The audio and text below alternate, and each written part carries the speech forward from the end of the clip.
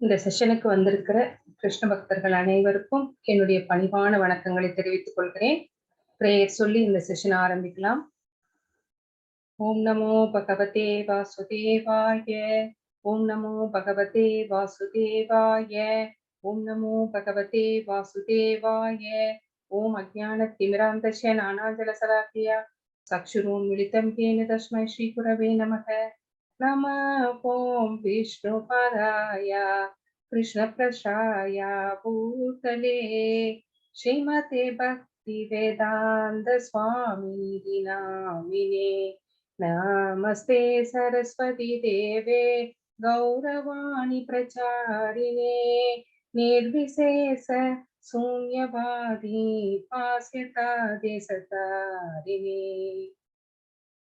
हे कृष्ण करुणा सिंधु दीन बंधु जगत्पते गोपेश गोपिका कांत राधा कांत नमोस्तुते तप्त कांचन गौरी राधे वृंदावनेश्वरी वृषभानुसुते देवी प्रणमामि हरिप्रिये. जय श्री कृष्ण चैतन्य प्रभु नित्यानंद श्री अद्वैत गदाधर श्रीवासादि गौर भक्तवृंद. हरे कृष्ण कृष्ण कृष्ण हरे हरे, हरे राम राम राम हरे हरे, हरे कृष्ण कृष्ण कृष्ण हरे हरे, हरे राम राम राम हरे हरे, हरे कृष्ण कृष्ण कृष्ण हरे हरे, हरे राम राम राम हरे हरे. जगत गुरु श्रील प्रभुपाद की जय. हरे कृष्णा डिवोटीஸ். ஒரு லாங் கேப் வந்துருச்சு சதாச்சார் கிளாஸ்ல. உங்களுக்கு ஃபர்ஸ்ட் கிளாஸ்ல எடுத்த விஷயங்களை நான் ஒரு தடவை மறுபடியும் ஞாபகப்படுத்தணும்னு விரும்புறேன். ஸோ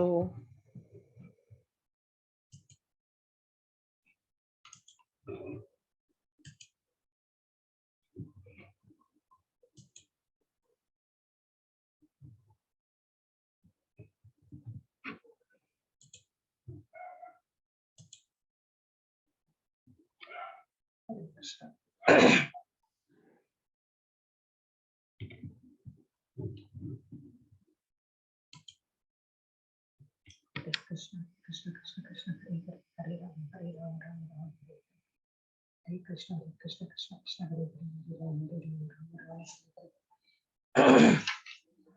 हरे कृष्ण कृष्ण कृष्ण हरे हरे, हरे राम राम राम हरे कृष्ण कृष्ण कृष्ण हरे हरे.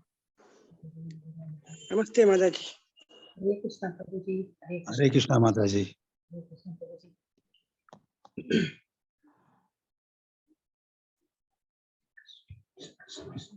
हरे राम राम हरे कृष्ण कृष्ण कृष्ण हरे कृष्ण कृष्ण कृष्ण हरे हरे, हरे राम राम हरे कृष्ण. डिवोटीஸ், பக்தி சதாச்சார். ஸோ இப்போ இன்னைக்கு 4 வாரங்களை நம்ம மிஸ் பண்ணிட்டோம். மிஸ் பண்ணல, அதுவும் யூஸ்ஃபுல்லா தான் இருந்துச்சு. ஒரு வாரம் மட்டும்தான் யாத்ராக்கு போயிருந்தோம். அப்புறம் அடுத்த வாரம் தாமோதர லீலை பத்தி பார்த்தோம். அப்புறம் நம்ம கோவர்தன லீலை கூட நம்ம பார்த்தோம். ஸோ அதெல்லாம் நீங்க பார்த்து நீங்க அந்த நாலேஜ் வளர்த்துட்டு இருப்பீங்கன்னு நான் நினைக்கிறேன். இந்த பக்தி ஹரே கிருஷ்ணா மாதாஜி. ஹரே கிருஷ்ணா பிரபுஜி. இந்த செகண்ட் கிளாஸ்ல நம்ம இப்ப இருக்கிறோம் பக்தி சதாச்சார். இந்த பக்தி சதாச்சார், இந்த பக்தியினுடைய நோக்கம் என்ன அப்படின்னு பார்த்தோம்னா, என்னோட வாய்ஸ் கிளியரா இருக்குங்களா? Is it audible? Mataji. Thank you Mataji. நம்ம பக்தியினுடைய நோக்கம் என்ன அப்படின்னா, நம்ம எல்லோருமே பகவானுடைய பார்ட்ஸ் அண்ட் பார்சல்ஸ். நம்ம எல்லாருமே பகவானுக்கு நம்ம சேவகர்கள், சர்வன்ஸ். அது நம்மளுடைய நிலைமை. நம்ம என்ன பண்ணணும் அப்படின்னா, பகவானை திருப்திப்படுத்தணும். அது ஒரு நோக்கம். அடுத்தது நம்மளுடைய பிரிஸ்கிரைப்டு டியூட்டிஸ் என்னென்னவோ அதை நம்ம சரிவர செய்யணும். பகவானை எப்பவுமே மறக்க கூடாது. எப்பவுமே அவரை நம்ம மனசுல நினைச்சிட்டு நிலைநிறுத்தி பக்தி செய்யணும். அவரை ஒருபோதும் மறந்து விடக்கூடாது. இது எல்லாம் தான் பக்தியினுடைய நோக்கம். சோ இதை அடைவது எப்படி? எல்லாத்துக்குமே ஏதாவது ஒண்ணு செய்யணும் அப்படின்னா இதை இப்படிதான் செய்யணும் அப்படின்னு சில கொள்கைகள் உண்டு, கோட்பாடுகள் உண்டு. எந்த விஷயம் எடுத்துக்கோங்க அந்த மாதிரிதான். அதே மாதிரிதான் பக்தி செய்யணும் அப்படின்னா கூட நமக்குன்னு சில குவாலிட்டிஸ் இருக்கணும். அந்த குவாலிட்டிஸ வந்து எப்படி வளர்த்துக்கிறது? அந்த குவாலிட்டிஸ ஏன் வளர்த்துக்கணும்? அந்த குவாலிட்டிஸ ஏன் வளர்த்துக்கணும் அப்படின்னா, அதான் பேஸ்மெண்ட். ஒரு கட்டடம் கட்டணும் அப்படின்னா, அதுக்கு பேஸ்மெண்ட் எவ்வளவு முக்கியம்னு நம்ம எல்லாத்துக்குமே தெரியும். அந்த மாதிரிதான் இந்த பேஸ்மெண்ட் நம்மளுக்கு தேவை. இந்த கொள்கைகளை நம்ம வந்து கடைபிடிச்சோம் அப்படின்னா, நம்மளுடைய குவாலிட்டிஸ் எல்லாம் இம்ப்ரூவ் ஆகும். நம்ம வந்து ஒரு பக்குவமான நிலைக்கு வருவோம். அப்பவங்களதான் வந்து வைஷ்ணவர்கள் அப்படின்னு சொல்லப்படுகிறாங்க. அந்த வைஷ்ணவர்கள் அப்படிங்கிறவங்க பிராமணிக்கல், அந்த பிராமின்ஸ் அப்படின்னு சொல்றாங்க பார்த்தீங்களா, அதை விடவும் ஒரு படி உயர்ந்தவர்கள் அப்படின்னு இங்க வந்து சொல்லப்படுகிறது. அதுதான் பிரபுபாதர் இங்க சொல்றாரு. சோ நம்ம எல்லாருமே வந்து இப்போ இந்த சத் சங்கத்துல இருந்து இந்த சதாச்சார் அப்படிங்கிற இந்த கிளாஸ்ல வந்து ஜாயின் பண்ணிருக்கோம் அப்படின்னா, அது பகவானுடைய கருணை தவிர வேற எதுவும் கிடையாது. அது வந்து ரொம்ப ரொம்ப உண்மை அப்படின்னு நம்ம தெரிஞ்சுக்கிறோம். இந்த பக்தி சதாச்சார் அப்படின்னா ஒரே ஒரு கொஸ்டின் மட்டும் கேட்கிறேன். 4 வாரம் ஆயிடுச்சு, நீங்க மறந்துருப்பீங்க, நிறைய சான்ஸ் இருக்கு. நானா இருந்தா கூட மறந்துதான் இருப்பேன். சதாச்சார் அப்படின்னா என்ன அர்த்தம்? யாராவது ஒருத்தவங்களுக்கு ஞாபகம் இருந்தா சொல்லுங்க. இல்லைன்னா நானே சொல்றேன். ஓகே. சத் அப்படின்னா சாது, வைஷ்ணவர்கள் அப்படின்னு அர்த்தம். அப்போ ஆச்சார் அப்படின்னா ஆக்டிவிட்டீஸ், ஆட்டிடியூட். அப்போ அப்போ இப்ப நம்மளுக்கு தெரிஞ்சிச்சு சாதுக்களினுடைய ஆக்டிவிட்டீஸ். ஒரு சாது, ஒரு வைஷ்ணவர் அப்படின்னா அவருடைய ஆக்டிவிட்டீஸ் எல்லாம் எப்படி இருக்கும்? அதுதான் சதாச்சார் அப்படிங்கிறது. சோ எப்பவுமே எந்த இடமா இருந்தாலும் எடுத்துக்கோங்க. ஒரு ஸ்கூல் எடுத்துக்கோங்க. ஸ்கூலுக்குன்னு தனி ரூல்ஸ் அண்ட் ரெகுலேஷன்ஸ் இருக்கு. ஒரு பிளே கிரவுண்ட் எடுத்துக்கோங்க. ஒரு ஒரு வாலிபாலுக்கு தனியா வந்து ரூல்ஸ் அண்ட் ரெகுலேஷன்ஸ் இருக்கு. கிரிக்கெட்ல வேற மாதிரி ரூல்ஸ் அண்ட் ரெகுலேஷன்ஸ் இருக்கு. அதே மாதிரி டிராபிக் ரூல்ஸ் வேற மாதிரி இருக்கு.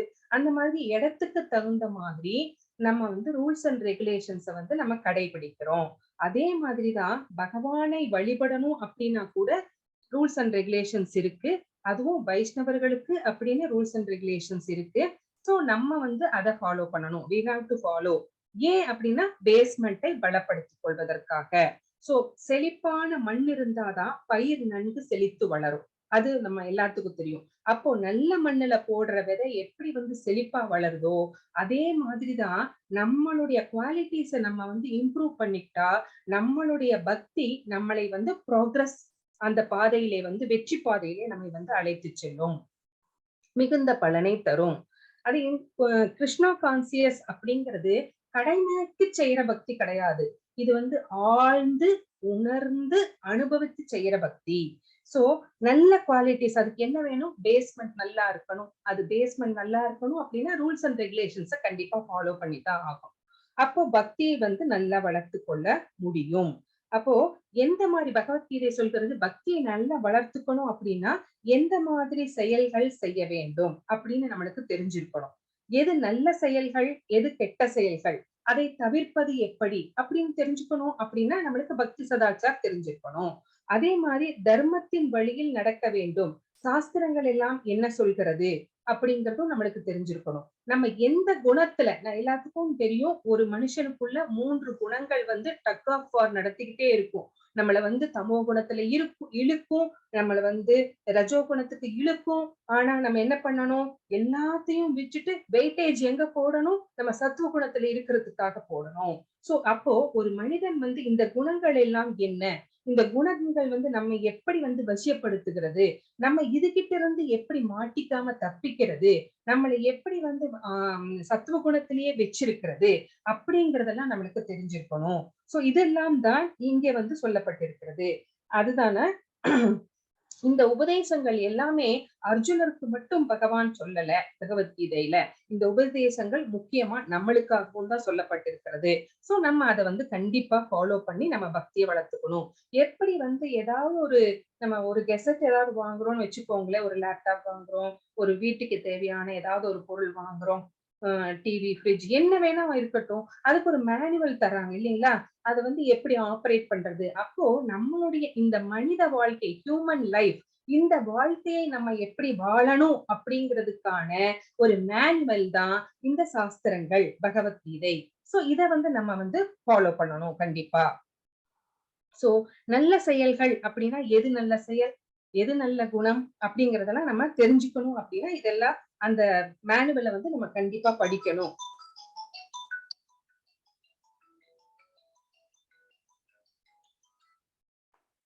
நான் கிளாஸ்ல இருக்கேன்மா, நான் கிளாஸ்ல இருக்கேன், நான் கூப்பிடுறேன்மா. ஒரு 1 hour கழிச்சு கூப்பிடுறேன். சோ நல்ல குணம் எது? Sorry for thinking. சோ எந்த குணத்தில் நாம் இருக்க வேண்டும் அப்படிங்கறது தெரிஞ்சிருக்கணும். நம்ம எல்லாருமே பெர்ஃபெக்ட் ஆனவங்க கிடையாது. எல்லார்கிட்டயுமே நல்ல குணமும் இருக்கு, கெட்ட குணமும் இருக்கு. இல்லைன்னு சொல்ல முடியாது. சோ நம்ம பெர்ஃபெக்ட் கிடையாது. அப்போ நம்ம தப்ப தப்ப எப்ப பண்றோம்? எந்த குணத்துல நம்ம இருக்கும்போது நம்ம பண்றோம்? அந்த மாதிரி இருக்கும்போது தப்பு பண்ற அந்த தமோ குணத்தில் இருக்கும் போதோ, ரஜோ குணத்தில் இருக்கும் போதோ நம்ம தவறுகள் செய்றோம். ஏன்னா நம்ம இதுக்கு முன்னாடி 84 லட்சம் பிறவிகள்ல எத்தனை பிறவிகளோ நம்ம எடுத்திருக்கிறோம். அந்த பிறவிகள்ல நம்ம என்னென்னலாம் செஞ்சோம் அப்படிங்கிறது நம்மளுக்கு தெரியாது. சோ அந்த மாதிரி இருக்கிற சிச்சுவேஷன்ல இந்த தமோ குணத்திலையும் ரஜோ குணத்திலையும் இருக்கும்போது நம்ம தெரிந்தும் தெரியாமலும் நிறைய தவறுகள் செய்திருப்போம். அப்போ இந்த குணத்துல இருக்கும்போது தவறு செய்து விடுகிறோம் அப்படிங்கிறது நம்மளுக்கு இப்ப தெரிஞ்சு வந்துருச்சு. சோ இத தவிர்க்கணும்னா எப்படி நடந்து கொள்ள வேண்டும் அப்படிங்கிறத இந்த மாதிரி நம்ம படிச்சு இந்த கிளாஸ்ல எல்லாம் சாஸ்திரங்கள் என்ன சொல்றாங்க, பெரியவங்க ஆச்சாரியர்கள் என்ன சொல்றாங்க, பகவத்கீதையில பகவான் என்ன சொல்றார் அப்படிங்கறதெல்லாம், வைஷ்ணவர்களுடைய அந்த கொள்கைகள் எல்லாம் என்ன அப்படிங்கறதெல்லாம் நம்ம படிக்கிறதுனால நம்மளுக்கு தெரிய வருகிறது. தெரிய வரும்போது அதை ஃபாலோ பண்ணும்போது நமக்கு அது ரொம்ப பக்தி பாதையிலே செல்வதற்கு நம்மளுடைய ப்ராக்ரசிவ் ரொம்ப இருக்கு. பக்தி பாதையிலே செல்வதற்கு வழி வகுத்து கொடுக்கிறது அப்படிங்கறது இங்க தெரிஞ்சுக்கிறோம். அப்பதான் ஏன் தெரிஞ்சுட்டு என்ன பண்ண போறோம் அப்படின்னா பக்தியை சிறப்பாக செய்ய முடியும். எப்படி ஒரு குழந்தை நடக்கும் போது அப்பதான் நடக்க ஆரம்பிக்குது அப்படின்னா தட்டு தடுமாறி செவுத்த பிடிச்சு கீழே விழுந்து எழுந்து அப்படிதான் நடக்கும். அப்ப நம்மளும் அதே மாதிரிதான் ஆரம்ப நிலை பக்தர்கள். அப்போ ஆரம்ப நிலை பக்தர்கள் ஸ்டார்டிங்ல சில தவறுகள் செய்வது இயல்பு. ஆனா அந்த தவறுகள் என்ன அப்படின்னு நம்ம இத படிக்க படிக்க தெரிஞ்சுக்கிட்டு அப்ப அந்த தவறுகள் செய்யாம நம்மள அந்த தவறுகளில் இருந்து நம்ம பாதுகாத்து அந்த கர்மாக்களை செய்யாம தவிர்த்து விட வேண்டும். சோ அதுதான் இங்க ஏன் பகவான் சொல்றார். இது 9th சாப்டர்ல கூட பகவான் சொல்லியிருப்பார் பகவத்கீதையில. நீங்க லெவல் 1 படிக்கும் போது நீங்க கேட்டிருப்பீங்க. என்னுடைய பக்தன் என்றும் அழிவதில்லை. சோ பக்தி பாதைக்கு அப்படின்னு வந்துட்டா அந்த பக்தி அவனுடைய மனசுல அஞ்ஞானம் இருந்தா கூட அதுல அந்த அஞ்ஞானத்தை அழிச்சிட்டு ஒரு தீபம் மாதிரி எப்படி ஒரு ஞான ஒளியை ஏற்றி வைக்கிறேன் அப்படின்னு சொல்லியிருப்பார். உங்களுக்கு ஞாபகம் வரும்னு நினைக்கிறேன் இந்த ஸ்லோகம். சோ அந்த மாதிரி அவர் பக்தி செய்தால் நம்ம என்ன பண்ணுவோம் அப்படின்னா நம்முடைய தவறுகள் குறைந்து கொண்டே வரும். நம்ம தவறுகள் குறைந்து கொண்டே வரும்போது நம்ம ஒரு பக்குவத்துக்கு மாறி விடுகிறோம். சோ அந்த பக்குவம் வரும்போது நம்ம என்ன செய்வோம், அந்த ரூல்ஸ் அண்ட் ரெகுலேஷன்ஸ் எல்லாம் கரெக்டா ஃபாலோ பண்ண ஆரம்பிப்போம். அப்போ நம்மளுடைய அந்த வைஷ்ணவ குவாலிட்டிஸ் அப்படிங்கறத என்ன அப்படிங்கிறதுனா இப்பதான் தெரிஞ்சுக்கிறோம். சோ ஒரு ஸ்கூலுக்கு போனா இத்தனை மணிக்கு போகணும், அதே மாதிரி பக்தி பண்ணும் போதும் இத்தனை மணிக்கு எந்திரிக்கணும் அப்படின்ட்டுலாம் இருக்கு இல்லைங்களா? சோ ஸ்கூல்ல எப்படி நம்ம ஃபாலோ பண்றோமோ அதே மாதிரி பக்திக்கு வரும்போதும் இந்த மாதிரி ரூல்ஸ் அண்ட் ரெகுலேஷன்ஸை ஃபாலோ பண்ணி நம்ம பண்ணணும் கண்டிப்பா. அப்படி பண்ணலைன்னா என்ன ஆகும் அப்படின்னு கேட்டீங்கன்னா நம்மளுக்கு ஃபைன். இப்ப டிராபிக் போலீஸ் நிக்கிறாரு, நம்ம அவர் நிக்கிறதையும் பார்த்துக்கிட்டு ரெட் சிக்னல் போட்டிருக்கு அதை தாண்டி போனோம்னா விடுவாரா? இல்லைங்களா? சோ என்ன பண்ணுவாரு, ஒண்ணு ஃபைன் பண்ணுவாரு, பனிஷ்மெண்ட் கிடைக்கும் நம்மளுக்கு. அதேதான் இங்கேயும். சோ பக்தியிலும் அதனுடைய தாற்பயம் என்ன அப்படிங்கறத தெரிஞ்சுக்கணும். அப்போ பகவானை அடையணும் அப்படின்னா பக்தி செய்யணும். பக்தி செய்யணும் அப்படின்னா நமக்குன்னு சில குவாலிட்டிஸ் இருக்கணும். அந்த குவாலிட்டிஸ நம்ம வளர்த்து கொள்ளணும். அது என்ன அப்படின்னு தெரிஞ்சுக்கணும். அப்படிதான். சோ டிவோட்டீஸ்ல கூட 2 டைப் ஆஃப் டிவோட்டீஸ் இருப்பாங்க. ஒரு டைப் ஆஃப் டிவோட்டீஸ் என்ன சொல்லுவாங்க அப்படின்னா, எனக்கு இந்த மனித பிறவி, இந்த பிறவியே வேண்டாம் எனக்கு, இந்த உடலோட நான் சம்பந்தப்பட்டிருக்கிறதுனால தானே நிறைய துன்பங்கள் வந்து கொண்டே இருக்கிறது, எனக்கு நிறைய ஆசைகள் வருகிறது. அதனால இனிமே வந்து எனக்கு பிறவியே வேண்டாம், இதுதான் என்னோட கடைசி பிறவியா இருக்கணும் அப்படின்னு பகவான் கிட்ட வேண்டுறாங்க, பக்தி செய்யறாங்க. மோட்சத்துக்கு எனக்கு வழி ஏற்படுத்தி கொடு பகவானே சொல்லி வேண்டுறாங்க. அப்புறம் இன்னொரு பக்தர் இருக்கிறாங்க, அவங்க வந்து பியூர் டிவோட்டிஸ். அங்க கிருஷ்ண பக்தர்கள் என்ன சொல்றாங்க அப்படின்னா, எனக்கு வந்து எந்த துன்பம் வேணா கொடுங்க, ஆனா நான் வந்து பக்தி செஞ்சுக்கிட்டே இருக்கணும் உங்களுக்கு அப்படிங்கிற டிவோட்டிஸ் கூட இருக்கிறாங்க. அப்போ நம்ம இந்த பூலோகத்துலதான் இருக்க வேண்டி இருக்கு. அப்போ நம்ம என்ன செய்யணும், இந்த பூலோகத்திலேயே நாம இருந்தாலும் இந்த பௌதீக வாழ்க்கையிலே நம்ம உழன்று கொண்டே இருந்தா கூட எனக்கு துன்பங்கள் வரக்கூடாது, அந்த துன்பங்களிலிருந்து நான் எப்படி தப்பித்துக் கொள்ளணும் அப்படின்னா, வைஷ்ணவர்களுக்கு துன்பமே கிடையாது. ஏன்னா அவங்க எந்த துன்பத்தையும் துன்பமாக நினைப்பது கிடையாது. எப்படி அப்படின்னா, அவங்க வந்து பக்தி தொண்டே செஞ்சுக்கிட்டே இருக்கிறதுனால அவங்க கிட்ட ஒரு பக்குவ நிலை வந்துருது. அவங்களுக்கு பக்குவ நிலை எப்படி வருது அப்படின்னா, இந்த பௌதீக வாழ்க்கை அப்படிங்கிறது இது ஒரு துக்காலயம். இங்க துன்பங்கள் தான், எடுத்து வைக்கிற ஒவ்வொரு அடியுமே துன்பம் தான். இதுல கிடைக்கிற இன்பங்கள் எல்லாம் ஒரு நீர்க்குமிழி இன்பங்கள். அது வந்து எப்படி அந்த நீர்க்குமிழி உடைஞ்சு போகுதோ அவ்வளவு நேரம் தான் அந்த இன்பம். நம்ம என்ன நினைச்சிட்டு இருக்கோம், இந்த இன்பம் அப்படி தொடர்ந்து வந்துட்டே இருக்கணும் அப்படின்னு நினைப்போம். ஆனா முடியாது. அடுத்து ஒரு பெரிய துன்பம், கொஞ்சம் ஒரு ஷார்ட் பீரியட் இன்பம் அனுபவிச்சிருந்தா ஒரு லாங் பீரியட் ஒரு துன்பம் நம்மளுக்கு வெயிட் பண்ணிட்டு இருக்கோம். அந்த மாதிரியான ஒரு வாழ்க்கை தான் வாழ்ந்துகிட்டு இருக்கோம். சோ இதுல இருந்து தப்பிக்கணும் அப்படிங்கிறது தான் அவங்களுடைய எண்ணம். அந்த எண்ணத்தினால அவங்க என்ன சொல்றாங்க அப்படின்னு கேட்டா, நான் துன்பப்படாமல் வாழணும் அப்படின்னா நான் வந்து பக்தி செய்யணும். அப்படி பக்தி செய்யும் போது ஒரு பக்குவ நிலை ஏற்படுகிறது. அதனால இப்போ பௌதீக வாழ்க்கையிலே ஏற்படுகின்ற துன்பங்கள் எல்லாமே வந்து எப்படி வந்ததோ அதே மாதிரி போயிடும். அந்த துன்பங்கள் எல்லாம் பகவான் எனக்கு கொடுத்த கருணை, அதை நான் இப்ப அனுபவிச்சிடுறேன் அப்படின்னு வந்து அதை வந்து ரொம்ப சாதாரணமா ஏத்துக்கிறாங்க. அது ஒரு துன்பமாவே அவங்களுக்கு தெரியறது கிடையாது. சோ அந்த மாதிரி நம்ம பக்தி செய்யும் போது செய்யக்கூடாது அப்படிங்கிற விஷயங்களை வந்து நம்ம செய்யக்கூடாது. பக்தி செய்யும் போது இந்த விஷயங்களை செய்யணும் அப்படிங்கும் போது அந்த விஷயங்களை வந்து தெரிஞ்சிருக்கணும். அப்ப அந்த தெரிஞ்சிருந்தா மட்டும்தான் அதை வந்து நம்ம ஃபாலோ பண்ண முடியும். சோ நிறையான தவற விஷயங்கள், துன்பங்கள் எல்லாமே நம்மளுக்கு ஏன் ஏற்படுது அப்படின்னு கேட்டா, நம்ம வந்து இத வந்து புரிஞ்சுக்கல. ஸ்ட்ரெஸ்ல இருக்கோம், கஷ்டத்துல இருக்கோம் அப்படின்னா அதை வந்து நம்ம சரியா புரிஞ்சுக்கல, ஹேண்டில் பண்ண தெரியல. அதனாலதான். சோ அதை தவிர்க்கணும் அப்படின்னா தவறான செயல்கள் செய்வதை வந்து முற்றிலும் தவிர்த்து விட வேண்டும். நல்ல செயல்கள் செய்ய ஆரம்பிக்க வேண்டும். அப்போ பக்தியை வந்து சிறப்பாக செய்ய முடியும். இதுதான் வந்து பேசிக்கான தாத்பரியம். சோ கிருஷ்ணா கான்சியஸ்ல எப்படி இருக்கணும் அப்படின்னு கேட்டா, நம்ம வந்து நெகட்டிவ் சோர்ஸ்ல இருந்து விலகி இருக்க வேண்டும். கிருஷ்ணரை தவிர மற்ற எல்லா விஷயங்களுமே வந்து நெகட்டிவ் சோர்ஸ் தான். சோ அந்த நெகட்டிவ் சோர்ஸ், இப்போ ஒரு மீடியா எடுத்துக்கோங்க, ஒரு நியூஸ் பேப்பர் எடுத்துக்கோங்க, எதுவா வேணா எடுத்துக்கோங்க, அது எல்லாமே வந்து கிருஷ்ண சம்பந்தா இருந்தா அது நல்ல விஷயம். கிருஷ்ண சம்பந்தம் இல்லைன்னா அது வந்து நெகட்டிவ் சோர்ஸ். சோ அந்த நெகட்டிவ் சோர்ஸ்ல இருந்து நம்ம எப்படி வந்து விலகி இருக்கணும் அப்படிங்கறத வந்து நம்ம தெரிஞ்சு வச்சிருக்கணும். அப்போ முக்குணங்கள் நம்மளுக்கு தெரியும். ரஜோகுணம் நம்ம எப்படி ஆட்டுவிக்கும், தமோ குணம் எப்படி நம்ம சோம்பேறித்தனத்துல தள்ளிடும் அப்படின்னு. சோ நம்மை ஒரு பக்கம் வந்து இங்கேயும் இங்கேயும் இழுத்துக்கிட்டே இருக்கும். ஆனா நம்ம அதை பொருட்படுத்த கூடாது. நம்ம வந்து அதை வந்து வென்று காமிக்கணும். ஏன்னா மமமாயா துரத்தியா அப்படின்னு சொல்லியிருக்கிறாரு இல்லைங்களா? அந்த தைவி ஏசா குணமயி மமமாயா துரத்தியா, இந்த சக்தி என்னுடைய பகவான் அவரோட சக்தி தான் அது. ஆனா இந்த சக்தி வெல்லுவதற்கு அரியது அப்படிங்கிறாரு. ஆனா நம்ம வந்து பகவான் கிட்ட சரணடைஞ்சிட்டோம் அப்படின்னா அந்த மாயா சக்தி வந்து நம்மை வந்து ஒன்றும் செய்யாது. சோ ஏதோ ஒரு சக்தி கிட்ட நம்ம வந்து வசியப்பட்டுதான் இருக்கணும். ஏன் அது கிருஷ்ண பகவானோட சக்தி கிட்ட, பகவான் கிட்ட சரணடைஞ்சிட்டோம்னா பகவான் வந்து நம்மள அந்த மாயா சக்தி கிட்ட இருந்து காப்பாத்திடுவார். அதுதான். இல்லைன்னா அந்த மாயா சக்தி வந்து நம்மை வந்து வசியப்படுத்தி நம்மளை வந்து மயக்கத்திலே ஆழ்த்தி அது அதனுடைய கட்டுப்பாட்டுக்குள்ள கொண்டு வந்துரும். சோ எப்பவுமே நம்ம வந்து அகர்மா பண்ணிக்கிட்டு இருக்கணும். எந்த காரியங்கள் பண்ணினாலும் அதை பகவானுக்கு அர்ப்பணிச்சிட்டோம் அப்படின்னா அதுல வருகின்ற புண்ணியமோ பாவமோ நம்மளுக்கு வேண்டாம். அந்த புண்ணியம் பாவ விளைவுகளை எல்லாம் நாம் அனுபவிக்க தேவை இருக்காது. ஏன்னா புண்ணியம் வந்தா கூட அந்த புண்ணியத்தை அனுபவிக்க நம்ம மறுபடியும் பிறவி எடுக்க வேண்டும். சோ அப்ப நம்ம பக்திக்கு நம்மளுக்கு வாய்ப்பு கிடைக்குமா அப்படிங்கறதெல்லாம் நம்மளுக்கு தெரியாது.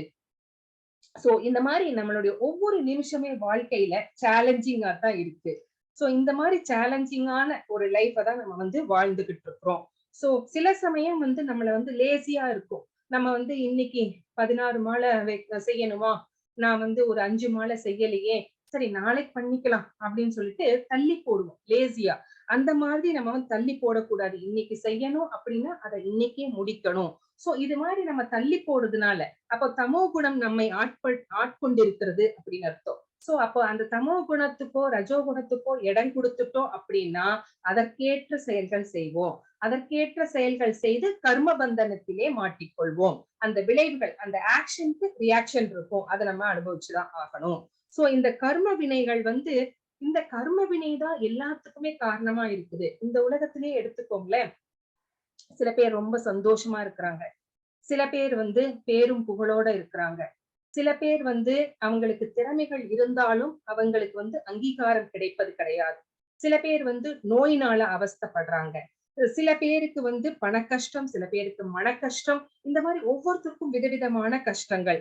சோ சிலருக்கு நோயினால, இந்த மாதிரி நிறைய நம்ம பாக்குறோம். இது எல்லாம் எதனால, எதனால இந்த இந்த மாதிரியான துன்பங்களை எல்லாம் அனுபவிக்கிறாங்க அப்படின்னு கேட்டா அவரவர் செய்த கர்மாக்கள்.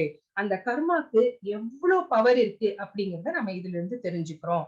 சோ இந்த நம்ம அதையெல்லாம் பார்த்து தெரிஞ்சுக்கிட்டு நம்ம சத்துவ குணத்தை வளர்த்து கொள்ள வேண்டும்.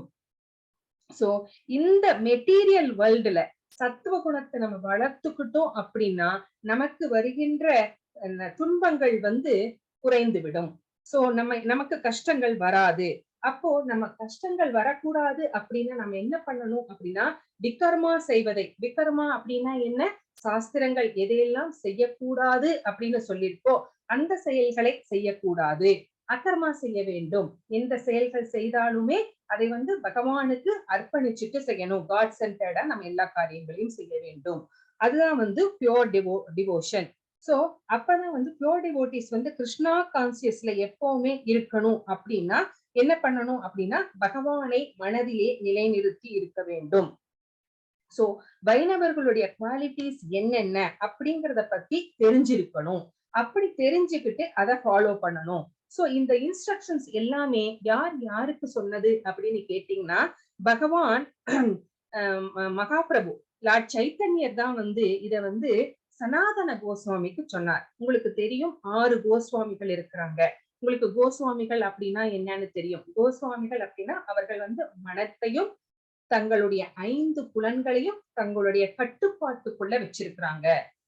சோ அவங்க என்ன நினைக்கிறாங்க அப்படிங்கறது எல்லாமே அவங்கதான் அவங்களுக்கு எஜமானர்களாக இருக்கிறார்கள். அந்த தங்களுடைய மனதிற்கும் 5 புலன்களுக்கும் எஜமானர்களாக இருக்கிறார்கள்.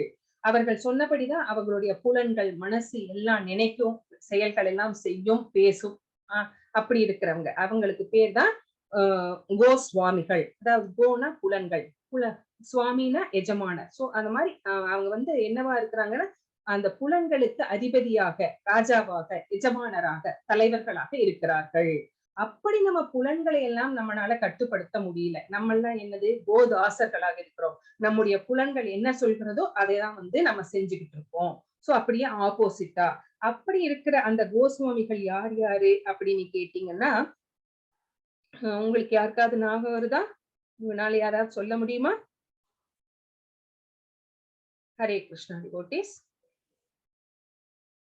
6 கோஸ்வாமிகள், அவங்களை பத்தி நீங்க கேள்விப்பட்டிருக்கீங்கன்னு நினைக்கிறேன். அப்படி இல்லைன்னா நான் சொல்றேன். ரூப கோஸ்வாமி, சனாதன கோஸ்வாமி, ரகுநாத கோஸ்வாமி, ரகுநாத பட்ட கோஸ்வாமி, கோபால பட்ட கோஸ்வாமி, ஜீவ கோஸ்வாமி. இந்த 6 கோஸ்வாமிகள். சோ இந்த 6 கோஸ்வாமிகள்ல லார்ட் சைத்தன்ய மகாபிரபு இந்த இன்ஸ்ட்ரக்ஷன்ஸ் எல்லாம் சனாதன கோஸ்வாமிக்கு தான் இத சொன்னாரு. அவர்கிட்ட இந்த இன்ஸ்ட்ரக்ஷன்ஸ் பத்தி எல்லாம் எடுத்து சொன்னாரு. சோ யார் சைத்தன்ய மகாபிரபு அப்படின்னா சாட்சாத் கிருஷ்ணரே தான். சோ அவர் தான் இந்த மாதிரி மனித உருவிலே இந்த மாதிரி நம்மளுக்கு நாம சங்கீர்த்தனத்தை, இந்த கலியுக மக்கள் எப்படிப்பட்டவர்கள்? அவங்களுக்கு லைஃப் ஸ்பேன் ரொம்ப கம்மி. அவங்க பக்திக்கு வரமாட்டாங்க. அவங்களுக்கு ஆன்மீக சிந்தனை ரொம்ப ரொம்ப குறைவு. சோ இப்படிப்பட்ட ஒரு அவங்களுடைய ரொம்ப அந்த புலன்பத்துக்காகவே வாழ்ந்துட்டு இருக்காங்க. புலன்பம் மட்டுமே நோக்கமாக வாழ்ந்துட்டு இருக்காங்க. இப்படிப்பட்ட மக்களை கடை தேற்றணும் அப்படிங்கிறதுக்காக மத்த யுகத்துல எல்லாம் ரொம்ப கஷ்டப்பட்டு தான் பகவான போய் சேர்ந்தாங்க. இங்க பகவான் மோட்சம் அடைஞ்சாங்க. நிறைய சத்திய யுகத்திலே துரோபர யுகத்திலே, திரேதா யுகத்திலே, இப்ப இந்த யுகத்திலே எல்லாம் யாகங்கள் செய்தார்கள், தவங்கள் செய்தார்கள், நிறைய அர்ச்சனை செய்தார்கள். இந்த மாதிரி நிறைய கோயில்ல வழிபாடுகள் செய்தார்கள். ரொம்ப கஷ்டமான வழிபாடுகள் எல்லாம் செஞ்சாதான் பகவானை பகவானை மோட்சத்தினாலே அடைய முடிஞ்சது. ஆனா இந்த கலியுக மக்கள் மந்த புத்தியில இருக்கிறதுனால சோ இந்த மக்களை எப்படி கடை தேற்றுவது அப்படிங்கிறதுக்காகவே ரொம்ப ஈஸியா இருந்தாதான் இவங்க ஃபாலோ பண்ணுவாங்க அப்படின்னு சொல்லிட்டு நாம சங்கீர்த்தனத்தை பகவான் நாமத்திலே உரைகிறார். பகவான் கிருஷ்ணா அப்படிங்கிற கிருஷ்ணர் வேற இல்ல, அவருடைய நாமம் வேற கிடையாது. அவருடைய நாமமே கிருஷ்ணர் தான். சோ அதனால அதுவே அத சொன்னாவே போதும், அவங்களுக்கு முக்தி நிச்சயம் அப்படிங்கறதுதான் இங்க லார்ட் சைத்தன்யர் நம்மளுக்கு சொன்ன மிகப்பெரிய வரம். அது நம்மளுக்கு கிடைத்த பொக்கிஷம். இந்த நாம சங்கீர்த்தனம் நம் ஜபம் பண்றதுனால நம்மளுக்கு என்ன கிடைக்கும் அப்படின்னு கேட்டீங்கன்னா ஆத்ம பலம் கிடைக்கும். சோ ஒரு டிவோட்டி எப்படி வாழ வேணும்? அப்போ கிருஷ்ணா கான்சியஸ்ல ஹியூமன் பீயிங்ஸ் பக்தி செய்யணும் அப்படின்னா யாரை ஃபாலோ பண்ணணும் அப்படிங்கிறது இங்க சொல்லப்பட்டிருக்கிறது. எப்படி என்ன செய்யணும் அப்படிங்கிறது. சோ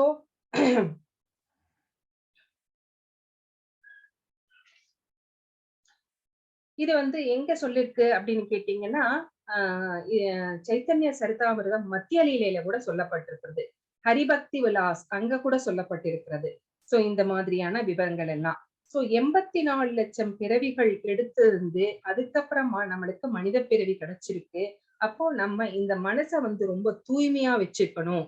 அப்ப இந்த 84 லட்சம் பிறவிகள்ல நம்ம மனசுல நிறைய களங்கங்கள் சேர்ந்து சேர்ந்து சேர்ந்து அது நிறைய இருக்கு. அந்த களங்கங்களை எல்லாம் நீக்கினால மட்டும்தான் நம்மளால ஒரு சிறப்பா பக்தி செய்ய முடியும். அப்போ நம்ம ஆத்மாவை சுத்தப்படுத்தணும். சோ இங்க ஆத்மா எப்பவுமே ஆத்மா பாவம் செய்வது கிடையாது. ஆனா ஆத்மா இந்த உடலோடு என்னைக்கு சம்பந்தப்பட்டதோ அப்ப என்ன ஆயிடுச்சு அப்படின்னா உடலோட ஒரு சம்பந்தம் ஏற்படுத்தி கொண்டது. நம்மளுடைய ஆத்மா நம்ம உடம்போட ஒரு சம்பந்தம் தொடர்பில் இருக்கிறதுனால அது என்ன ஆயிடுச்சு, அந்த ஆத்மா பந்தப்பட்ட ஆத்மாவாக மாறிவிட்டது. இப்போ அந்த பந்தப்பட்ட ஆத்மாவை எப்படி தூய்மையாக்குறது? அது அன்டாங்கிள்டா மாட்டிக்கிச்சு. இப்போ இத ஃபாலோ பண்ணல அப்படின்னா பக்தி செய்யணும் அப்படின்னா ரூல்ஸ் அண்ட் ரெகுலேஷன்ஸ் ஃபாலோ பண்ணணும். அப்படி ஃபாலோ பண்ணல அப்படின்னா என்ன நடக்கும் அப்படின்னா நம்ம மறுபடியும் மறுபடியும் இந்த பிறவி பெருங்கடலிலே மாட்டிக்கொண்டு துன்பப்படுவோம். இந்த பிறவி பெருங்கடல்ல என்ன இருக்கு? 4 விதமான டிசீஸ் இருக்கு.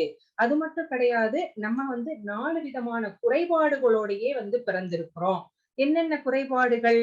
நமக்கு நம்முடைய புலன்கள் குறைபாடு உடைய புலன்கள். நம்ம இல்யூஷன்ட் பர்சன்ஸ், மயங்கிடுறோம். இல்லாததை இருக்குன்னு நினைச்சுக்கிறோம், இருக்கிறது இல்லைன்னு நினைச்சுக்கிறோம். அப்புறம் பிறரை ஏமாற்றும் குணமுடையவர்கள். இந்த மாதிரியான 4 விதமான குறைபாடுகளோட தான் நம்முடைய புலன்களும் கூட குறைபாடுடைய புலன்கள் தான்.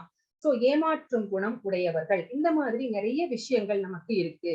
அது மட்டும் கிடையாது, இந்த பிறவி பௌதீகத்துல பறந்துட்டோம் அப்படின்னா 4 விதமான நோய்கள் நம்மை தாக்கும். அது என்ன அப்படின்னா ஜன்ம மிருத்யு ஜரா வியாதி. அது என்ன? பிறப்பு இறப்பு மூப்பு நோய். சோ இதுல இருந்தெல்லாம் நம்ம மாட்டிக்கணும் இங்க பிறந்தோம் அப்படின்னா. சோ இப்படி பிறந்ததுக்கு அப்புறமா நம்ம துன்பத்திலேயே இருக்கிறதுனால பகவானை பற்றிய ஞாபகத்தையே நம்ம மறந்து விடுகிறோம். பகவானை பற்றி சுத்தமா நம்மளுக்கு ஞாபகம் வருவது கிடையாது. அப்போ பகவான் என்ன சொல்றார் அப்படின்னு கேட்டா, யார் என்னை நித்தியமாக நினைக்கிறார்களோ அவர்கள் நிச்சயமாக என்னை அடைவார்கள் அப்படின்னு இங்க சொல்றாரு. அதனாலதான் நம்ம இந்த வைஷ்ணவா கல்ச்சரை ஃபாலோ பண்ணும் போதுதான் திடீர்னு பகவான் அன்னைக்கு சொன்னாரே, யார் இறக்கும் தருவாயில் என்னை நினைக்கிறார்களோ அவர்கள் என்ன சேருவாங்க அப்படின்ட்டு. அப்ப நான் இறக்கும் போது நினைச்சுக்கிறேன் பகவானே, இப்ப ஏன் இந்த வயசுல இருந்தே நினைக்கணும் அப்படின்னு சில பேர் கேட்பாங்க, யங்ஸ்டர்ஸ் எல்லாம். அப்போ அந்த பகவானை நினைக்கிறது அப்படிங்கிறது நம்ம நினைக்கும் போதெல்லாம் ஞாபகத்துக்கு வரமாட்டார். எப்ப சின்ன வயசிலிருந்தே பக்தி செய்கிறோமோ, பயிற்சி செய்கிறோமோ, அந்த பயிற்சி இருந்தால் மட்டும்தான் நம்மளுக்கு பகவான் ஞாபகம், பகவானுடைய நாமம், ரூபம், லீலை இது எல்லாமே ஞாபகத்துக்கு வரும். நம்ம சின்ன வயசுலயே அதை சொல்லி கொடுக்கல அப்படின்னா பின்னாடி எப்பவுமே வரவே வராது. இதுக்கு ஒரு இன்சிடென்ட், கொல்கத்தால ஒரு ரயில்வே ஸ்டேஷன். அப்ப அந்த ரயில்வே ஸ்டேஷன்ல ஒரு ரயில்ல ஒரு தொழிலாளி அடிபட்டு இறக்கும் தருவாயில் இருக்கிறார். அப்போ அவரை மேல பிளாட்ஃபார்ம் அவரை கிராஸ் பண்ண ட்ரை பண்ணிருப்பார் போல. அப்ப அடிபட்டு இறக்குற போறார். அப்ப அந்த கடைசி நிமிடங்கள் அவரை தூக்கிட்டு மேல படுக்க வச்சு அவருக்கு தண்ணி எல்லாம் கொடுக்குறாங்க. அவருடைய அதிர்ஷ்டம் பாருங்க, அப்ப அங்க இஸ்கான் டிவோட்டீஸ் இருந்தாங்க. அவங்க என்ன சொல்றாங்க அப்படின்னா, அவருக்கு வாயில தண்ணிய குடுத்துக்கிட்டே ஹரே கிருஷ்ணா சொல்லுங்க, ஹரே கிருஷ்ணா சொல்லுங்க, ஹரே கிருஷ்ணா சொல்லுங்க அப்படிங்கிறாரு. ஆனா அவருக்கு அந்த வார்த்தைகள் எதுவுமே காதுல விழவே இல்ல. அவர் அத சொல்ல ட்ரை பண்ண கூட இல்ல. அவர் என்ன கேட்டார் அப்படின்னு தெரியுமா உங்களுக்கு?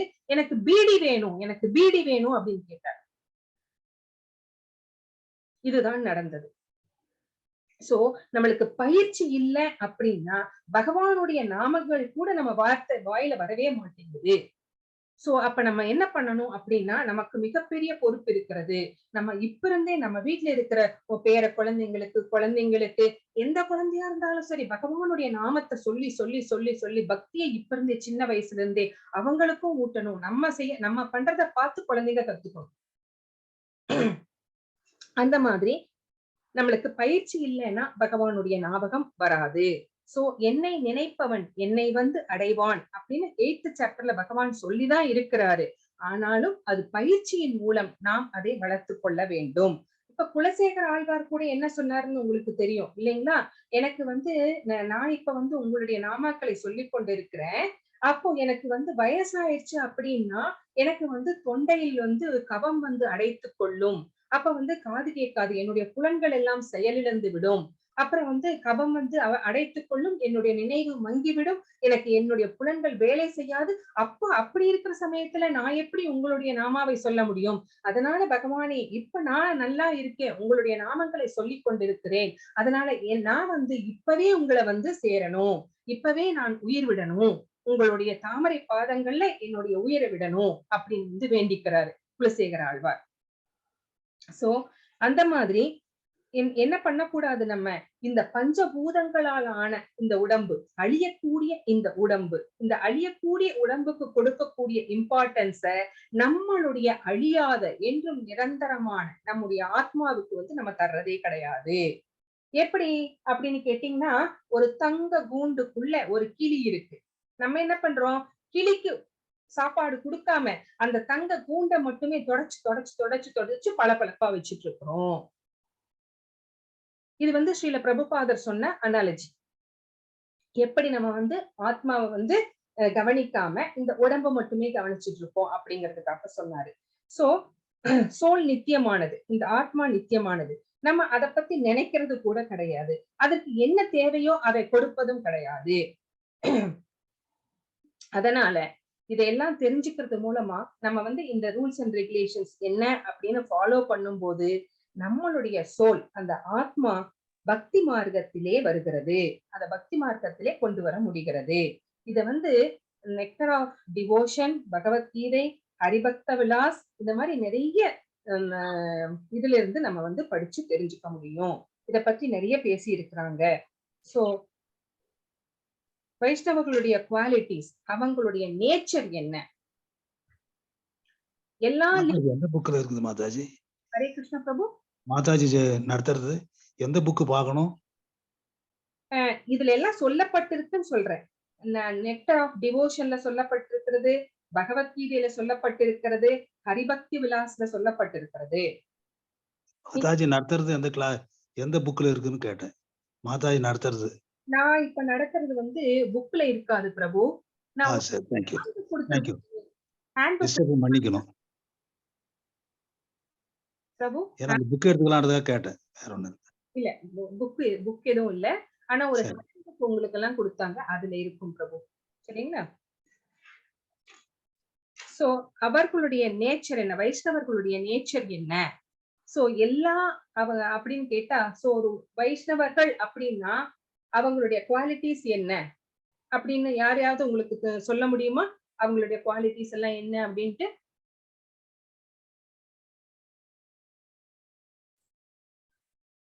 உங்களுக்கு தெரியும், ஆனா உங்களால ஆன்சர் பண்ண.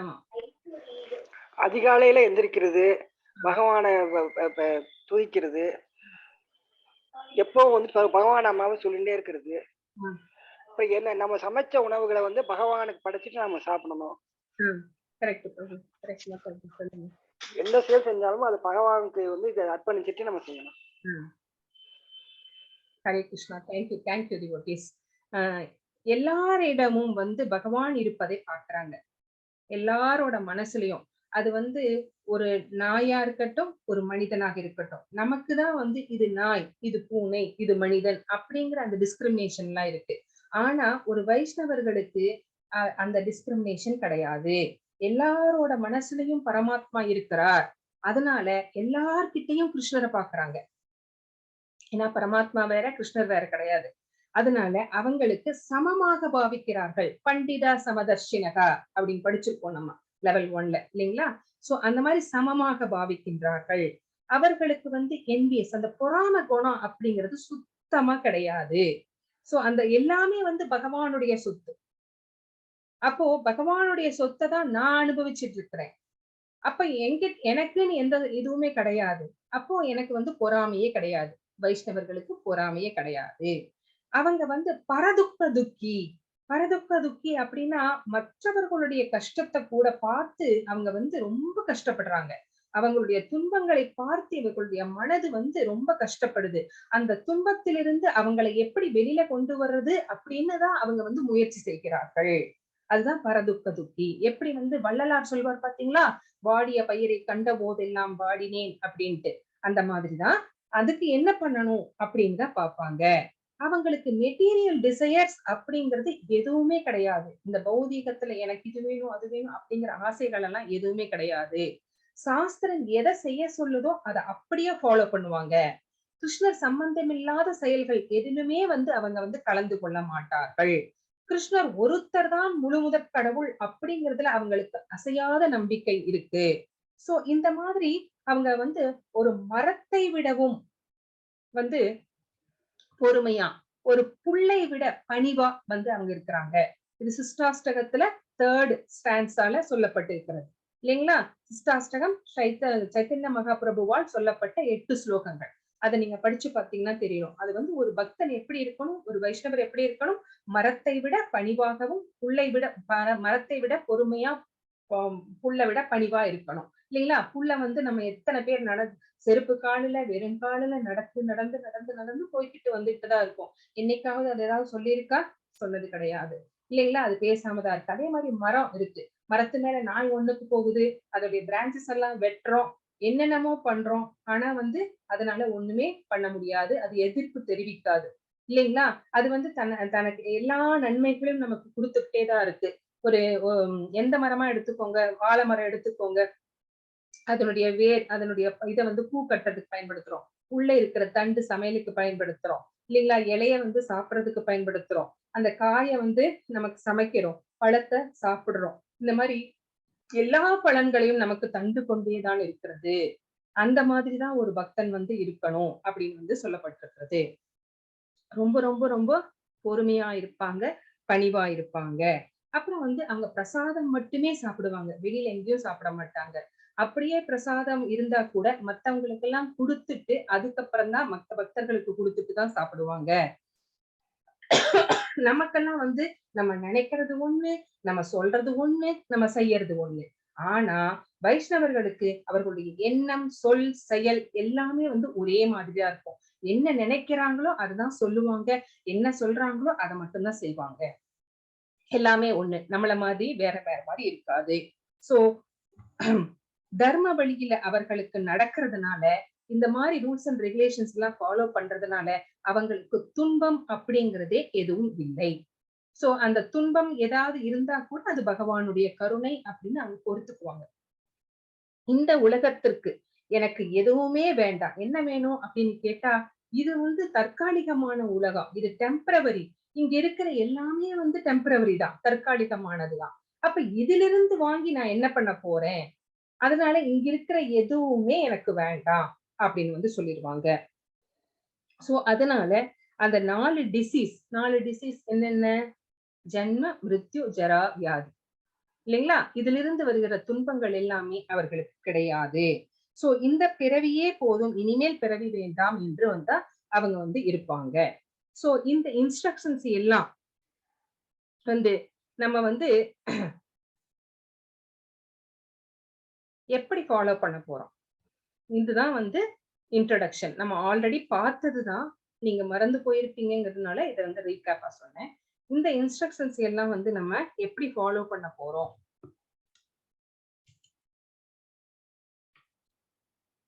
So principles and applications of Vaishnava culture. Principles அப்படின்னா சம்பிரதாயங்கள், கொள்கைகள், எப்படி வேணா நம்ம எடுத்துக்கலாம். இந்த வார்த்தைகளை கல்ச்சர் அப்படிங்கிற வார்த்தைய எத்தனை முறை ஸ்ரீல பிரபுபாதா மென்ஷன் பண்ணியிருக்கிறார் அப்படின்னா 7000 முறை, வேதிக் கல்ச்சரை 1700 முறை, ஸ்பிரிச்சுவல் கல்ச்சரை 500 முறை, பிராமணிக்கல் கல்ச்சரை 430 முறை, bhakti cult 190 times and Vaishnava culture 90 times அவர் யூஸ் பண்ணியிருக்கிறார். கல்ச்சர் அப்படின்னா என்ன அப்படின்னா, லாட்டின்ல to tend the earth and grow, to cultivate and nurture அப்படின்னு தான் இங்க சொல்லப்பட்டிருக்கிறது. சோ நியமங்கள், சம்பிரதாயங்கள், அதை எப்படி வளர்த்துக்கிறது. டெஃபினிஷன் ஆஃப் கல்ச்சர், கல்ச்சர்னா அதுக்கு என்ன டெஃபினிஷன் அப்படின்னா, நம்ம கேம்பிரிட்ஜ் இங்கிலீஷ் டிக்ஷனரியில கொடுத்திருக்காங்க, the way of life, especially the general customs and beliefs of a particular group of people. யாரது, வைஷ்ணவர்கள் அப்படின்னு கூட எடுத்துக்கலாம். சோ அவங்க என்னெல்லாம் இந்த சம்பிரதாயங்கள், நியமங்களை ஃபாலோ பண்றாங்க, அதுதான் culture. What is Vaishnava culture? Vaishnava கல்ச்சர்னா ஸ்ரீல பிரபுபாதர் சொல்றாரு, my birth was in a Vaishnava family, my father was a great Vaishnava, so from birth I was in Vaishnava culture only. so அவரோட குடும்பமே ஒரு வைணவ குடும்பமாக இருந்திருக்கிறது. சோ அவருடைய அப்பா ஒரு வைஷ்ணவரா இருந்ததுனால, சோ ஸ்ரீல பிரபுபாதருக்கும் அவருடைய பிறப்பில் இருந்தே வைஷ்ணவ கொள்கைகள் அப்படிங்கறத அவர் அந்த பக்தி அப்படிங்கறதெல்லாம் ஊட்டி தான் வளர்த்திருக்காங்க. சோ அதுதான் இங்க ஸ்ரீல பிரபுபாதர் சொல்றார். இந்த கோர்ஸ்னுடைய எய்ம் என்ன அப்படின்னு கேட்டீங்கன்னா, to cultivate aspects of the Vaishnava way of life. So அந்த குவாலிட்டிஸை நம்ம வளர்த்துக்கணும். As presented in teachings of Srila Prabhupada, அவர் தன்னுடைய இன்ஸ்ட்ரக்ஷன்ஸ்ல, டீச்சிங்ஸ்ல என்ன சொல்லியிருக்கிறாரோ இஸ்கான் மூலமா, அதை ஃபாலோ பண்றதுதான் இந்த கோர்ஸினுடைய எய்ம். சோ ஸ்ரீல பிரபுபாதர் இஸ்கானுக்குன்னு சில கொள்கைகளை வகுத்தாரு, அந்த கொள்கைகள் வைஷ்ணவ கொள்கைகள், அதை ஃபாலோ பண்றதுதான் இதனுடைய எய்ம். இது எங்கெல்லாம் அப்படின்னு என்னெல்லாம் ஃபாலோ பண்ணணும் அப்படின்னு கேட்டீங்கன்னா, ஃபர்ஸ்ட் அதனுடைய கொள்கைகளை நம்ம ஃபாலோ பண்ணணும். பிரின்சிபல்ஸ் அது என்னன்னு ஃபர்ஸ்ட் தெரிஞ்சுக்கிட்டாதான் ஃபாலோ பண்ண முடியும். அதை பத்தி நம்ம நல்லா தெரிஞ்சுக்கணும். அடுத்தது ஃபார்மல் வென்யூஸ், அது எங்க நடக்கும்? சில இடங்கள்ல கோயில்கள்ல நடக்கும். அப்போ எல்லா இடங்கள்லயும் கோயில்கள் இருக்க சான்ஸ் இல்லை. இப்போ வெஸ்டர்ன் கண்ட்ரீஸ்ல கோயில்கள் இருக்கிறதுக்கு கொஞ்சம் ரொம்ப பங்களாதேஷ் அந்த மாதிரியான இடங்கள்ல கோயில்கள் இருக்காது இல்லைங்களா. சோ அத ஃபார்மல் வென்யூஸ் எங்க நடக்கும், எப்படி நடக்கும் அப்படிங்கிறத பத்தியே நாம தெரிஞ்சுக்கணும். சோ எல்லா இடத்துலயுமே டெம்பிள் அப்படிங்கிறது இருக்க முடியாது. ஆனா நம்மளுக்கு டெம்பிள் இருக்கு அப்படின்னா நம்ம அங்க போய் சத் சங்கத்துல இருந்து தெரிஞ்சுக்கலாம். அடுத்தது கிளென்லினஸ். கிளென்லினஸ் அப்படிங்கிறது சுத்தம் தான். ஆனா புற சுத்தம் மட்டும் கிடையாது, நம்மளுடைய அக சுத்தம். அகம் சுத்தமாக்கணும், நம்மளுடைய மனசு சுத்தமாக்கணும் அப்படின்னா நம்ம என்ன பண்ணணும்? ஜபம் பண்ணணும். ஜபம் பண்ண பண்ண பண்ண பண்ண நம்முடைய மனசிலே இருக்கின்ற அந்த களங்கங்கள், கண்டாமினேஷன்ஸ் எல்லாமே கொஞ்சம் கொஞ்சமா கிளென்ஸ் ஆகிட்டு வரும். சோ நம்மளுக்கு அகத்தூய்மையும் புற தூய்மையும் ரெண்டுமே வந்து ரொம்ப ரொம்ப இம்பார்ட்டன்ட். அடுத்தது வந்து பிரசாத சேவா. பகவானுடைய பிரசாதத்தை பகவானுக்கு ஆஃபர் பண்ணிட்டு அந்த அததான் வந்து போகா பண்ணிட்டு அததான் நம்ம வந்து பிரசாதமா எடுத்துக்கணும். அப்போ பிரசாதமா எடுத்துக்கும் போது நம்முடைய உடலும் உள்ளமும் தூய்மை அடைகிறது, நம்முடைய ஒவ்வொரு செல்லுமே வந்து புனிதமடைகிறது. சோ அது எல்லாமே தூய்மைப்படுத்துவதனாலே நம்ம வந்து ஒரு பக்குவமான மனிதராக மாறுகிறோம். அடுத்தது வந்து வைஷ்ணவா ட்ரெஸ். இப்ப எப்படி ஸ்கூலுக்கு போனா அங்க ஒரு யூனிஃபார்ம் கொடுக்குறாங்க, போலீஸ் அப்படின்னா அதுக்கு ஒரு யூனிஃபார்ம். இப்ப இதே வந்து ஆர்மி பர்சன்ஸ் அவங்களுக்கு ஒரு யூனிஃபார்ம், அதே மாதிரிதான் வைஷ்ணவருக்கும் ஒரு யூனிஃபார்ம். அப்போ இந்த வைஷ்ணவா எப்படி அப்படிங்கிறவங்க வந்து தோத்தியும் மேல குர்தாவும் போட்டுட்டு இருப்பாங்க. சோ அது வந்து அதை பார்த்த உடனே வந்து மத்தவங்களுக்கு தனியா தெரியும். அப்ப இவங்க வந்து வைஷ்ணவர்கள் அப்படிங்கறது வந்து புரிஞ்சுக்குவாங்க. சோ அதுதான் வந்து இங்க வந்து சொல்லப்பட்டிருக்கிறது. சோ அந்த ட்ரெஸ்ஸை பார்க்கும் போதே ஒரு ட்ரெஸ் கோட் அப்படின்னு சொல்லலாம். அந்த ட்ரெஸ்ஸை பார்க்கும் போதே இவர்கள் வைஷ்ணவர்கள். அவங்க நடந்து கொள்கிற விதம், அவர்கள் பேசுகின்ற விதம், இதை வச்சே வந்து அவங்களுக்கு வந்து தெரிஞ்சிடும் வைஷ்ணவர்கள் அப்படின்ட்டு. அதை பார்த்து அவங்களோட அவ்வளவு ஹம்பிளா இருப்பாங்க, அந்த மாதிரியான கேரக்டர்ஸ் உடையவங்களா இருப்பாங்க. அப்புறம் ஃபார்மல் அசோசியேஷன், இதுவும் வந்து ரொம்ப ரொம்ப இம்பார்ட்டன்ட் தான். சத் சங்கத்துல நம்ம வந்து இருக்கணும். இது எல்லாமே வந்து ரொம்ப ரொம்ப important. So Prabhupada on class room norms. So ஒரு கிளாஸ் ரூம் அப்படின்னா அங்கேயும் கூட வந்து ரூல்ஸ் அண்ட் ரெகுலேஷன்ஸ் இருக்கும், இப்படிதான் வந்து ஒரு ஸ்டூடெண்ட் நடந்துக்கணும் அப்படிங்கறதெல்லாம் இருக்கு. அதே மாதிரிதான் just like if you enter into any educational institution, if you don't surrender your self to the rules and regulations of the institution, how you get advantage of the knowledge imparted by the institution. So இப்ப அங்க போறோம், ஒரு காலேஜ்லயோ ஸ்கூல்லயோ சேர்றோம். அங்க போனதுக்கு அப்புறமா நம்ம வந்து அங்க இருக்கிற ரூல்ஸ் அண்ட் ரெகுலேஷன்ஸ் ஃபாலோ பண்ணணும். அப்படி ஃபாலோ பண்ணல அப்படின்னா அதெல்லாம் என்னால முடியாது, செய்ய முடியாது அப்படின்னா அங்கே சொல்லித்தரப்படுகின்ற அந்த ஞானத்தை எவ்வாறு வந்து நம்மளால அடைய முடியும்? அங்க எப்படி அந்த ஞானம் வந்து நம்மளுக்கு வந்து சேராதோ அதே மாதிரிதான் இங்க கூட பகவானுக்கிட்ட நம்ம சரண்டர் பண்ணிடணும் நம்மள. அப்படி சரண்டர் பண்ணி ரூல்ஸ் அண்ட் ரெகுலேஷன்ஸை ஃபாலோ பண்ணினா மட்டும்தான் அவங்க என்ன சொல்லி கொடுக்குறாங்க அப்படிங்கறத வந்து நம்மளால புரிஞ்சு கொள்ள முடியும். அப்படி இல்லை அப்படின்னா நம்மளால அது என்னன்னே தெரிஞ்சுக்க முடியாது. அப்போ பக்தியை வளர்த்து கொள்ளணும் அப்படின்னா நம்மளுக்கு நம்பிக்கை வேண்டும், நம்மளுக்கு கட்டுப்பாடுகள் வேண்டும், அதை ஃபாலோ பண்ணணும். அதை பத்தி தெரிஞ்சுக்கிறது மூலமா தான் நம்ம வந்து கட்டுப்பாடோட நடந்துக்கிறது மூலமா தான் நம்மனால வந்து பக்தியை வளர்த்து கொள்ள முடியும் அப்படிங்கிறது இங்க நம்ம தெரிஞ்சுக்கிறோம். Essence of Vaishnava culture. Krishna should always be remembered and never forgotten at any time. So நம்மளுடைய வைஷ்ணவ கல்ச்சருடைய அந்த எசன்ஸ் என்ன அப்படின்னு கேட்டீங்கன்னா, எப்பொழுதும் பகவானை மனதில் நிலைநிறுத்தி பகவானுடைய அந்த நினைப்பிலேயே இருக்கணும் அப்படின்னு சொல்றாங்க. அப்போ never forgotten at any time, அவரை ஒருபோதும் மறந்து விடக்கூடாது. எப்படி ஒரு காதலன் காதலிய வந்து எந்நேரம் நினைச்சுக்கிட்டு இருக்கிறானோ அதே மாதிரிதான் ஒரு காதலி காதலனை எப்படி நினைச்சிட்டு இருக்காங்க, கல்யாணத்துக்கு முன்னாடி நினைச்சிட்டு இருக்காங்களா? அவங்க என்ன வேலை வேணா செஞ்சுக்கிட்டு இருப்பாங்க, ஆனா மனசெல்லாம் அவங்களையே நினைச்சிட்டு இருக்கோம்.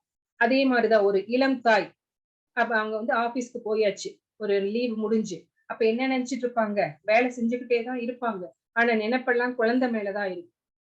குழந்தை இந்நேரம் பால் குடிச்சிருக்குமா, இப்ப வந்து அவங்க யார்கிட்ட விட்டுட்டு போயிருக்காங்களோ அவங்க சரியா பாத்துப்பாங்களா, இந்நேரத்துக்கு குழந்தைக்கு பசிக்குமே, அந்த நினைவுலாம் ஓடிட்டே இருக்கும். அப்போ அது நம்மளால முடியுது இல்லைங்களா? அதே மாதிரிதான் பகவானை எந்நேரமும் மனதில் நிலைநிறுத்தி இருக்கணும், அவரை ஒருபோதும் மறந்து விடக்கூடாது. All the rules and prohibitions mentioned in the Shastras are the servants of these two principles. இந்த ரெண்டு பிரின்சிபலுக்கும் மத்த இந்த சாஸ்திரங்கள் என்ன சொல்கிறதோ அந்த ரூல்ஸ் அண்ட் ரெகுலேஷன்ஸ் இருக்கு பாத்தீங்களா, அது எல்லாமே இதுக்கு வந்து சர்வன்ஸ். இந்த ரெண்டு பிரின்சிபல்ஸ்க்கும் சாஸ்திரம் சொல்கின்ற கொள்கைகள் எல்லாம் சர்வன்ஸா ஒர்க் பண்ணுதான். அப்போ இந்த ரெண்டு கொள்கைகள் கிருஷ்ணரை இன்னைக்கும் மறந்துடக்கூடாது, எப்பவுமே நினைச்சுக்கிட்டே இருக்கணும் அப்படிங்கிறது மிக மிக மிக இம்பார்ட்டன்ட். எவ்வளவு இம்பார்ட்டன்ட் அப்படிங்கறத இது வந்து சொல்லப்பட்டிருக்கிறது. இது வந்து சைத்தன்ய சரிதாமிரதி மத்திய லீலையில இருக்கிறது. அது மட்டும் கிடையாது, இன்னும் என்ன சொல்றார், essence of Vaishnava culture patti. Just like these European and American students, sometimes they cannot adopt to the principles of Sadhachar as it is recommended. But that doesn't matter because they have devoted, they have sacrificed their life for Krishna. They are sadhu. They should be given the respect of a sadhu because they have no other business than Krishna. So இப்போ யூரோப்பியல் இருக்கிறவங்க, American students எல்லாருமே வந்து ஒரு பிரம்மச்சாரிகளா வந்து கிருஷ்ணா கான்சியஸ்ல வந்து சேர்ந்திருக்காங்க. அந்த மாதிரி சேர்ந்து அவங்க வந்து இந்த கொள்கைகளை வந்து கடைபிடிப்பதற்கு வந்து முயற்சி செய்யறாங்க. சோ அப்போ சில சமயங்கள்ல அத மாதிரி விஷயங்கள் சிலவற்றை வந்து அவர்களால கடைபிடிக்க முடியலன்னா கூட அவர்களை வந்து நம்ம வந்து ஒரு சாதுவாதான் நம்ம ஏத்துக்கணுமே ஒழிய அவங்களுக்கு அந்த சாது அப்படிங்கிறதுக்கு என்ன ரெஸ்பெக்ட் கொடுக்கணுமோ அதை அப்படிதான் கொடுத்தே ஆகணும். அவர்களும் சாதுக்கள் தான். சோ அவங்க வந்து கிருஷ்ணருக்காக தங்களை வந்து அர்ப்பணித்துக் கொண்டவர்கள்.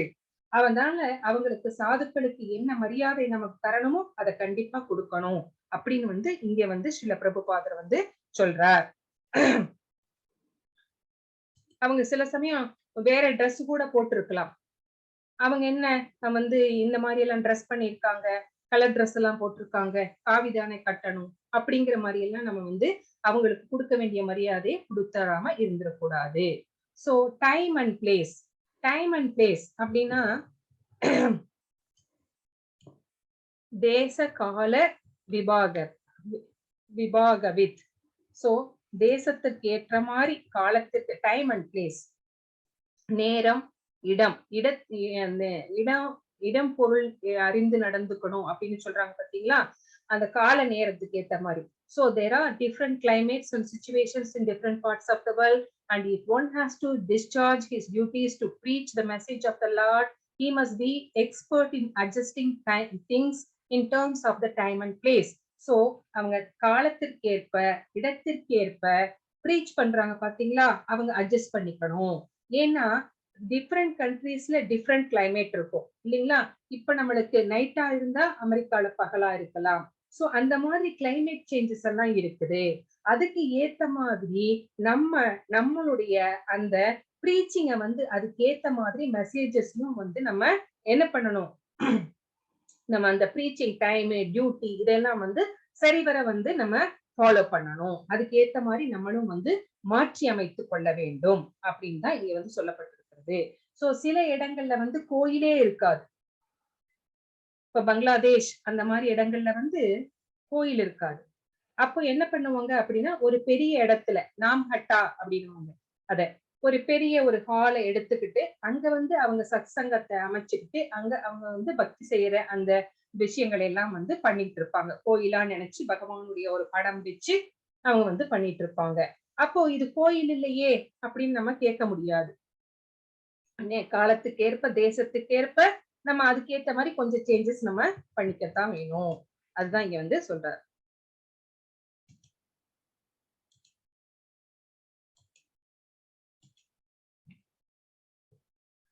மறுபடியும் என்ன சொல்றார், the fact is that such critics cannot do anything personally to spread Krishna consciousness. so இந்த மாதிரியான விஷயங்கள் நம்மள வந்து கிரிட்டிசைஸ் பண்றாங்க, இஸ்கானை கிரிட்டிசைஸ் பண்றாங்க அப்படின்னா அதன் மூலமா அவங்க கிருஷ்ண பக்தியை வந்து பரப்ப முடியாது. if someone does go and preach taking all the risks and allowing all considerations for time and place, it might be that there are changes in the manner of worship, but that is not at all faulty according to Shastra. சாஸ்திரங்கள் படி இதெல்லாம் ஒரு பெரிய விஷயமே கிடையாது. இந்த changes எல்லாம் காலத்திற்கேற்ப தேசத்திற்கேற்ப கொஞ்சம் மாறுபடதான் செய்யும். அந்த ரூல்ஸ் அண்ட் ரெகுலேஷன்ஸை ஃபாலோ பண்ணல அப்படிங்கறதெல்லாம் நம்ம வந்து கிரிட்டிசைஸ் பண்ணக்கூடாது. அது வந்து சாஸ்திரமும் வந்து ஒத்துக்கல அப்படின்னு தான் வந்து ஸ்ரீல பிரபுபாதர் வந்து சொல்றார். இடத்துக்கு ஏத்த மாதிரி நம்ம பக்தி செஞ்சுக்கணும் அப்படிங்கறது தான் இங்க சொல்லப்பட்டிருக்கிறது.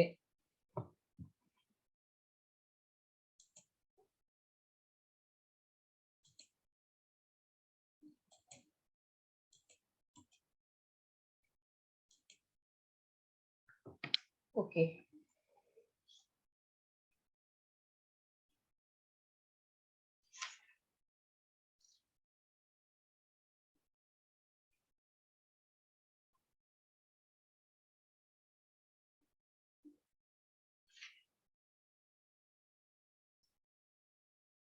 இது வரைக்கும் தான் நம்ம ஃபர்ஸ்ட் சாப்டர்ல பார்த்தோம். அதுதான் இங்க சொல்லப்பட்டிருக்கிறது. One has to consider the particular time and country and conveniences. What is convenient in India may not be convenient in the Western countries. ஒரு சில விஷயங்கள் வந்து இங்க வந்து கன்வீனியன்ட்டா இருக்கும். அதே விஷயத்த வெஸ்டர்ன் கண்ட்ரில ஃபாலோ பண்ணணும்னு நினைக்கும் போது அது கன்வீனியன்ட்டா இருக்காது. இங்க வந்து வாசனை மிகுந்த மலர்களை தான் வந்து பகவானுக்கு வந்து அர்ப்பணிப்போம். ஆனா வெஸ்டர்ன் கண்ட்ரீஸ்ல வாசனை மிகுந்த மலர்களே இருக்காது. நம்ம வாசனை இல்லாத மலர்களை வந்து நம்ம இங்க பகவானுக்கு அர்ப்பணிப்போமா? அர்ப்பணிக்க மாட்டோம். அங்க வந்து வாசனை உள்ள மலர்களே இல்லாதப்போ என்ன செய்வாங்க அவங்க?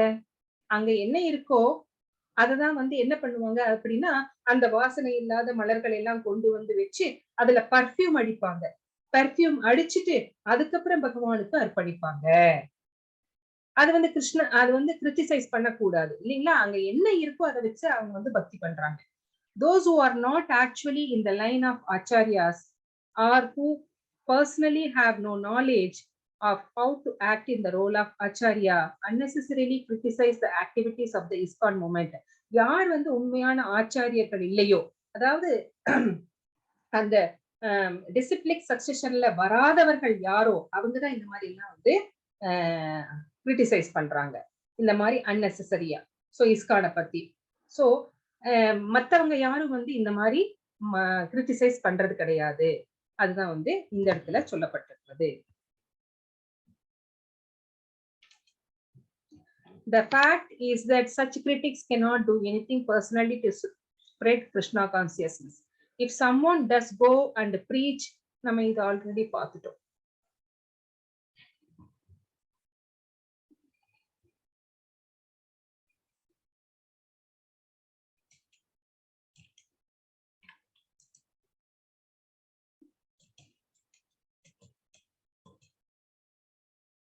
எஸ், இதோட அந்த ஃபர்ஸ்ட் சாப்டர் முடியுது.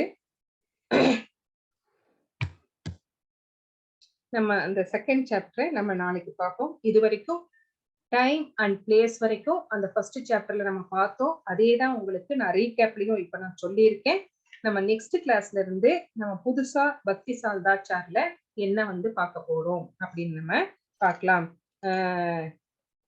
நியமங்களை பத்தி எப்படி என்னென்னலாம் நியமங்கள் அப்படின்னா என்ன, அதுல வந்து ஆக்ரஹா அக்ரஹா அப்படின்னா என்ன அப்படிங்கறதெல்லாம் நம்ம பார்க்க போறோம்.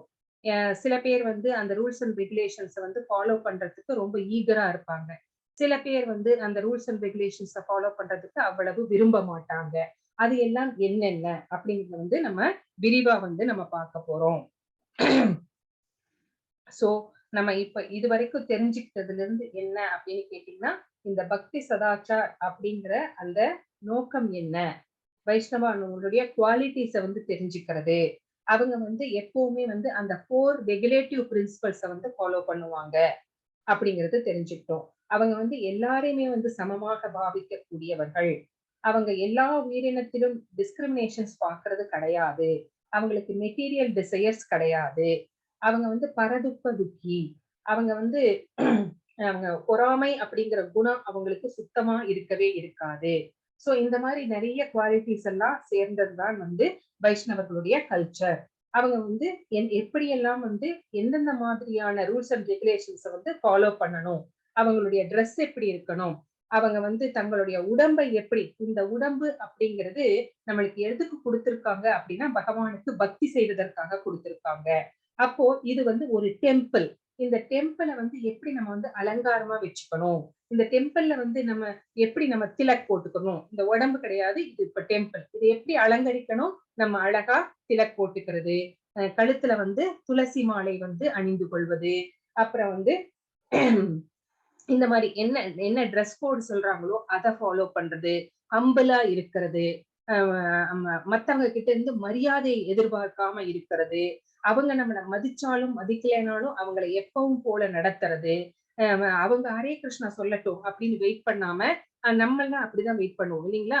சோ அவங்க சொல்லட்டும் அப்படின்னு வெயிட் பண்ணிட்டு இருப்போம். ஆனா அவங்களுக்கு வந்து அந்த மாதிரியான ஒரு எண்ணங்களோ அந்த மாதிரியான ஒரு விஷயங்கள் வந்து அவங்களுக்கு ஒரு பெருசாவே நினைக்க மாட்டாங்க. எல்லாத்தையுமே வந்து ஒரே மாதிரிதான் பார்ப்பாங்க. சோ இந்த மாதிரியான குணங்கள் தான் என்னென்ன அப்படின்னு ஒவ்வொரு கிளாஸ்லயும் வந்து நம்ம விரிவாக வந்து நம்ம பார்க்க போறோம். அந்த பிரின்சிபல்ஸ் என்னென்னு பார்த்தோம் இல்லைங்களா? வென்யூ எப்படி இருக்கணும், அவங்களுடைய ட்ரெஸ் கோட் எப்படி இருக்கணும், பிரசாதம் என்ன பண்ணணும், என்ன அவாய்ட் பண்ணணும், அந்த மாதிரி நம்ம விரிவா அடுத்தடுத்த கிளாஸ்ல நம்ம பார்க்கலாம். அடுத்த கிளாஸ் எப்போ மாதாஜி? பிரபு, ஹரே கிருஷ்ண பிரபு. அடுத்த கிளாஸ் எப்போ அனௌன்ஸ் பண்ணீங்களா? Every Wednesday Prabhu 6 to 7 pm. சரி, thank you. God bless you. Long live. Hare Krishna.